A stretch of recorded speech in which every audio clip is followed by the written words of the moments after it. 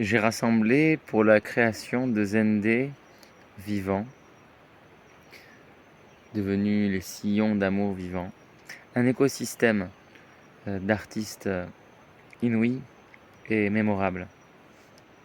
La façon dont j'ai procédé est assez unique, elle me ressemble et elle attire, elle peut attirer des critiques. Ce qui est unique peut attirer les critiques parce que c'est pas semblable à ce que la société fait habituellement. Un spectacle, habituellement, les gens sortent de leur quotidien et ils viennent dans l'enclos, dans les quatre murs d'un lieu pour vivre un moment qui est un peu coupé du monde et du réel du monde. Et la façon que j'ai de construire et d'animer mes spectacles, c'est d'y inclure et d'y intégrer le monde, parce que c'est ça qui fait que les choses sont vivantes. Et lors de la dernière restitution, 2 femmes sont montées sur scène, posant à mes pieds sur un drap noir, 2 fleurs, une jaune et une rouge. Et elles ont commencé à danser, l'une voilée, l'autre dévoilée. Et le thème de cette restitution se nommait « Amour voilé ». Le concept étant que tout est amour, il y a seulement des amours voilés. La colère est un amour voilé, la jalousie est un amour voilé. La haine même, la vengeance et la revanche sont des formes d'amour très voilées. Tout comme disait Einstein, il n'existe pas de noir ou de ténèbres en tant que tel, mais des dégradés de lumière. Comme 70 000 voiles d'ombre et de lumière posés sur nos cœurs, que nous enlevons ou déchirons un par un, avec des poésies qu'on dit être mystiques ou mystérieux, mais ce sont surtout des poésies d'amour, d'appel ou de rappel, au retour à l'origine. Tout cela, quand je parle, peut vous sembler inaudible, inacceptable ou incompréhensible. Cela pour la raison qu'il est possible que nous sommes en train de parler là actuellement avec un autre type de langage pour lesquels il vous faudrait les définitions. Et pour en avoir les définitions, il faut qu'on cause, il faut qu'on se parle et que vous sachiez ce que je mets derrière chaque mot. Car les mots ne transmettent pas le sens, je dois vous le transmettre au fil des conversations. C'est très important pour moi de vous dire tout ça, dans le sens où, si j'écoute le monde, si j'écoute les animateurs, les administrateurs de production ou de diffusion, je vais devoir me plier à certaines normes et règles auxquelles je me plie déjà et qui tuent ma création. Au lieu de l'encenser, sous couvert d'être accepté ou non à condition que, je rentre dans de la suradaptation et donc non seulement l'inspiration disparaît, mais aussi tout le sens de tout ce que je fais. Les 2 femmes qui sont montées sur scène à la dernière restitution sont aussi des mères. Et on m'a opposé la remarque à quoi bon faire monter des femmes sur scène si ce n'est à part d'aimer les femmes. Et en effet, nous aimons les femmes, j'aime les femmes. Et je viens d'un pays, l'Iran, qui aime les femmes, où les femmes s'aiment aussi. Et voilées ou dévoilées, musulmanes ou non, poétiques, mystiques, chamanes ou pas, nous aimons cela. Et ce ne sont pas seulement des femmes qui sont montées sur scène, mais aussi des mères, des mamans. Et là, ce qui avait de particulier, c'est que l'une des mamans avait ses enfants dans la salle. Et elle a été appelée par ses enfants et à ce moment-là, elle est redescendue. Et je trouve que ça, c'est tout un spectacle parce que aujourd'hui, quelle maman sortirait de chez elle, de son cadre conjugal, familial, professionnel ou même de son RSA ou même avec ses minima sociaux, faire le trajet, faire le chemin, prendre sa voiture, trouver une robe, se sentir capable et oser venir sur scène et embarquer avec elle une autre maman à qui elle aura fait la proposition pour au final faire quelque chose qui pourra être critiqué dans la forme technique, dans le fait d'être un peu babacool, dans le fait de ne pas avoir été travaillé, mais quel dépassement, quel héroïsme, quelle force cela demande-t-il à une personne retranchée dans le train-train des habitudes quotidiennes et de sortir de ça et de venir sur scène. Et je trouve ça extraordinaire. Et je cherche des lieux, des théâtres qui l'acceptent.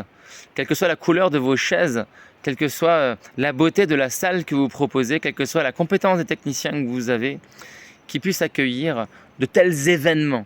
Parce que ce sont des événements.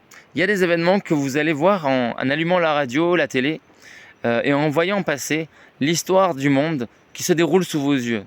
Il y a des événements qui se produisent par des gens qui ont osé, qui ont réussi à sortir de leur retranchement, qui ont pris le bus pour venir du sud au nord de la Réunion, qui ont joué avec les limites qu'ils avaient en forme, en psychologie, en santé et en budget. Et ils sont venus, et ils ont créé, et ils ont réalisé. Et cela est tout à fait différent d'un spectacle classique où on connaît la personne, où on connaît l'artiste, on sait qu'on va passer un bon moment, on ne sera pas dérangé par les enfants, il n'y a pas quelqu'un d'incompétent qui va monter sur scène, il n'y a pas quelque chose qui va nous déranger, il n'y a pas quelque chose qui va être sous le feu des projecteurs, des juristes et des tribunaux de critiques artistiques pour dire ça c'est bien ou ça c'est mauvais. Je m'en fous. Je m'en fous que les uns trouvent bon ou les autres mauvais. Je fais juste ce que j'ai à faire. Et quand je vois que grâce à ce que j'ai posé, d'autres ont pu se poser et oser venir sur scène, parler, danser, chanter, c'est extraordinaire. C'est quelque chose d'unique. Et je comprends bien tout l'art et la manière de faire dans un spectacle où on ne brise pas assez souvent le quatrième mur. Je ne fais quasiment que ça. Et je comprends que ça peut être choquant pour certains qui ont envie de rester dans cette vibration, dans cette détente, dans ce moment un peu hors du temps, transporté par ma voix, transporté par les instruments, transporté par ce qu'ils aiment, et refusant parfois de voir ce qui dérange. Et j'ai trouvé quelque chose. Voilà. J'ai trouvé une juste adaptation pour correspondre à vos attentes, mais pas totalement. Je vais vous dire pourquoi. Parce que si je corresponds à vos attentes, vous allez avoir un spectacle comme vous en aurez partout. Vous allez avoir quelque chose qui sera ficelé comme un peu se fait quelque chose de classique. D'accord ? Et comme je suis unique et que j'ai besoin de vous donner quelque chose d'unique, j'ai besoin que vous me fassiez confiance dans l'unicité que je vais vous proposer. Dans ces concerts de poésie persane que je traduis et que je fais traduire dans le langage du territoire et que je fais danser et que je fais jouer, non pas seulement à des chorégraphes professionnels ou à des danseurs et des danseuses professionnelles, non pas seulement à des instrumentistes qui seraient internationaux ou professionnels, mais en fait à des gens qui ont vibré avec ça. Et parfois, vous allez voir des jeunes des quartiers qui montent sur scène. Parfois, vous allez voir des seniors qui vont oser monter sur scène et danser comme dansent des personnes de 30 ans. Parfois, vous allez voir des danseuses professionnelles d'un autre temps qui se disent aujourd'hui « je suis une vieille danseuse à recycler ». Parfois, vous allez voir des gens qui ont été de partout rejetés, passant d'institution en institution, de galère en galère, et qui pourtant vont prendre leur flûte, vont prendre leur saxophone, vont prendre leur violon, vont prendre leur guitare, vont prendre leur voix, vont prendre leur corps pour vous jouer quelque chose sur scène. Et ça, c'est ça qui m'anime. Moi, je m'en fous du star system. Je m'en fous d'être célèbre. Je m'en fous que les gens qui m'entourent soient célèbres. J'ai envie qu'on soit vu. La compagnie que j'ai créée s'appelle YEP, Yogi en promenade. Parce qu'on ne marche pas, on n'est pas en marche, on n'est pas en course. On est avec les moyens qu'on a et parfois juste en promenade ou juste à l'arrêt. Et qui va s'occuper, qui va voir celui qui est à l'arrêt ? Rares sont ceux qui vont voir ceux qui sont à l'arrêt. On ne voit que les gens qui vont vite. On ne voit que les gens souvent qui sont célèbres. On ne voit souvent que les gens qui sont structurés selon les normes qui sont proposées. Et c'est face à ça que non pas je m'oppose, mais que je me positionne. Non pas comme une alternative qui viendrait remplacer l'ordre établi, mais comme une simple proposition, comme une fleur naissante au milieu d'un champ d'autres fleurs tout aussi belles et qui méritent d'exister. Sur scène, vous m'entendrez parler et vous vous direz, ce n'est pas qu'un concert, c'est aussi une conférence. Peut-être vous vous ennuierez, mais il y a des choses essentielles à dire qui se disent dans les poèmes que je transmets et qui ne peuvent pas faire l'économie du temps d'en parler.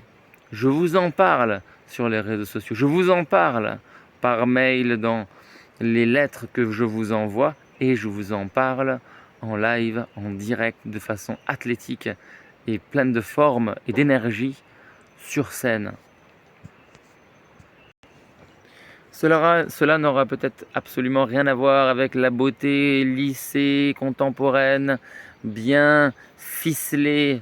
Elle sera peut-être une beauté chaotique, comme la nature. Elle sera peut-être une beauté qui sort du cadre de la beauté jeune, valide, en santé.